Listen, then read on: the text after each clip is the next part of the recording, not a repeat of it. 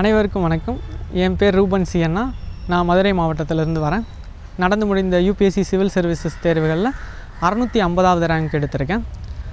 நான் என்னோடய யூஜி வந்து பார்த்திங்கன்னா அக்ரிகல்ச்சர், பிஜி சாயில் சயின்ஸ், அதுவும் அக்ரிகல்ச்சரில் தான் பண்ணேன். பிஜி முடிச்சுட்டு அக்ரிகல்ச்சரல் ஆஃபீஸராக லாஸ்ட் 3 இயர்ஸாக ஒர்க் பண்ணிகிட்ருக்கேன். என்னோடய ஆப்ஷனல் சப்ஜெக்ட் வந்து அக்ரிகல்ச்சர் தான்.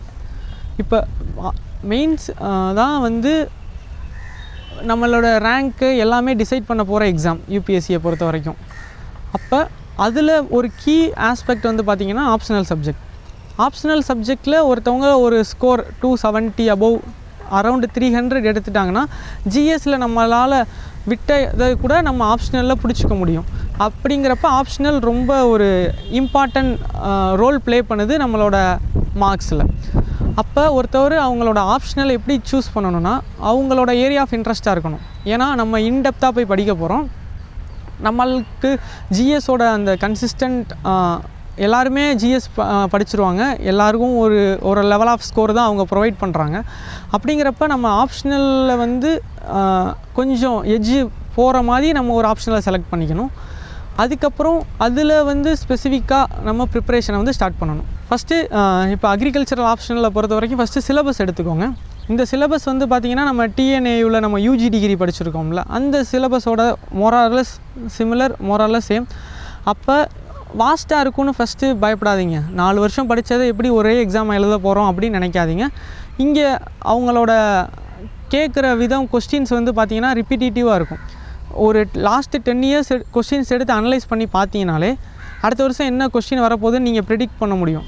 அப்படி தான் இருக்கும். அது என்ன கம்பல்சரியில் ஒரு 5 கொஸ்டின்ஸ் கம்பல்சரி எழுதுகிற மாதிரி இருக்கும். அந்த கம்பல்சரியில் தான் ஒரு பவுன்சர் கொஸ்டின்ஸை வந்து எப்போயுமே யூபிஎஸ்சி த்ரோ பண்ணுவாங்க. ஏன்னா ஆப்ஷனல் எல்லாத்துக்கும் லெவல் பிளேயிங் ஃபீல்டாக இருக்கணுங்கிறது தான் யூபிஎஸ்சியோட மைண்ட் செட்டாக இருக்கும்.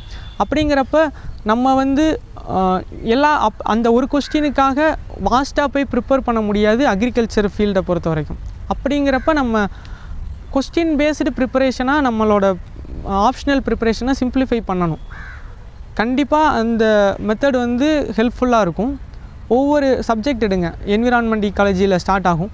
அதில் கொஸ்டின் எடுத்து பார்த்திங்கன்னா அந்த 4 ப்ராடர் சாப்டருக்கு கீழே எடுத்து பார்த்திங்கன்னா ஒரு ரிப்பீட்டேட்டிவாக effect of climate change in agriculture, animal husbandry, இந்த மாதிரி கொஸ்டின்ஸ் தான் வரும். அது ஜென்ரலாக இருக்கிறவங்க கூட இந்த அக்ரிகல்ச்சரில் ஃபஸ்ட் பேப்பரில் எழுத முடியும்.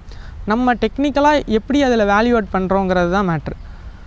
ஒவ்வொரு எக்ஸாம்பிள்ஸ், கேஸ் ஸ்டடீஸ், ஒரு ஃப்ளோ சார்ட் போடுறது, டயக்ராம் எழுதுறது, சாயில் சயின்ஸில் எழுதுனீங்கன்னா ஒரு ஈக்குவேஷன் எழுதுறது, soil science and soil water கன்சர்வேஷனை வச்சு ஒரு 110 மார்க்ஸ் வந்து கேட்குறாங்க ஃபஸ்ட்டு பேப்பரில்.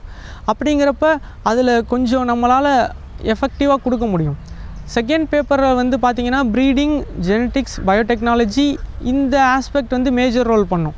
ஆனால் இங்கேயுமே ஒரு ப்ரீடிங் மெத்தடுன்னு ரொம்ப பயப்பட வேணாம். ஒரு 4-5 ப்ரீடிங் மெத்தடு தான் திருப்பி ரிப்பீட்டேட்டிவாக கேட்குறாங்க.